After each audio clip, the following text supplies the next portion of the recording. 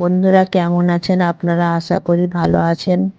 আজকে রান্না যদি আপনাদের ভালো লাগে অবশ্যই লাইক কমেন্ট এবং চ্যানেলে নতুন হয়ে থাকলে সাবস্ক্রাইব করে দেবেন। চলুন আজকে রান্না শুরু করা যাক।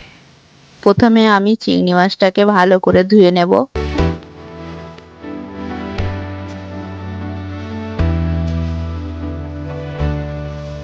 দেখতে পাচ্ছেন বন্ধুরা, এখানে আমি মিডিয়াম সাইজের চিংড়ি মাছটা নিয়েছি।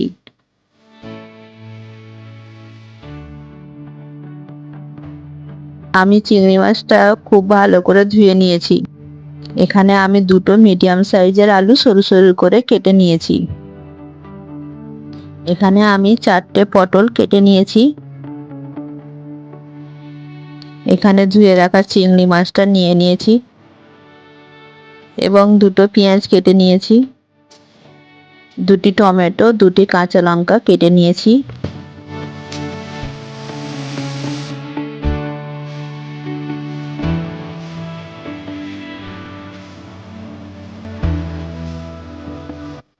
এখন আমি গ্যাস ওভেনটা জ্বালিয়ে নিয়েছি।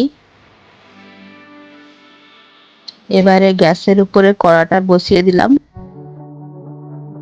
কড়াটা কিছুক্ষণ গরম হবার পরে এর মধ্যে আমি 1 কাপ পরিমাণ অয়েল দিয়ে দিলাম। অয়েলটা কিছুটা গরম হয়ে যাবার পরে কেটে রাখা পেঁয়াজগুলি দিয়ে দিলাম। এরপরে পেঁয়াজগুলোকে হালকা আঁচে একটু ফ্রাই করে নেব।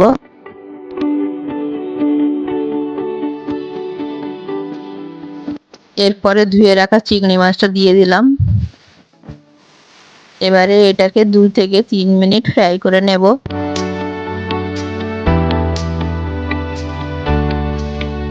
এরপর পরিমাণ মতো লবণ দিলাম। আপনাদের স্বাদ অনুযায়ী আপনারা লবণটা দেবেন। পরিমাণ মতন হলুদ গুঁড়ো দিলাম। পরিমাণ মতো লঙ্কা গুঁড়ো দিলাম। এবারে এইগুলোকে আমি ভালো করে মিশিয়ে নেব। কেটে রাখা টমেটো ও কাঁচা লঙ্কাটা দিয়ে দিলাম। এবারে এটা ভালো করে মিশিয়ে নেব।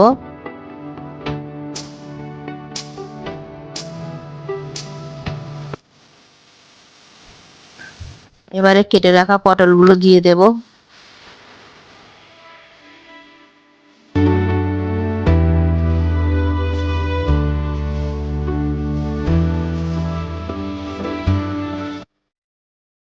এরপরে কেটে রাখা আলুটা দিয়ে দিলাম। এরপরে এটাকে ভালো করে মিক্স করে নিতে হবে।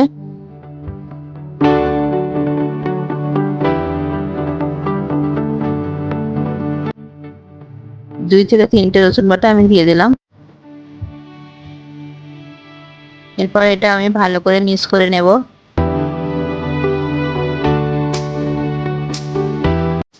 এরপর 4 থেকে 5 কাপ পরিমাণ মতো জল দিয়ে দিলাম। এরপর 20 থেকে 30 মিনিট এটাকে চাপা দিয়ে রেখে দেব।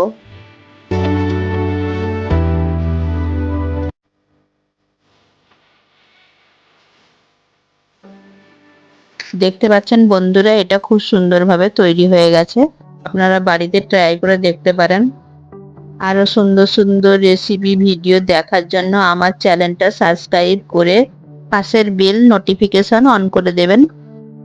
এরপরে কি রেসিপি আপনারা দেখতে চান অবশ্য কমেন্ট করে জানাবেন।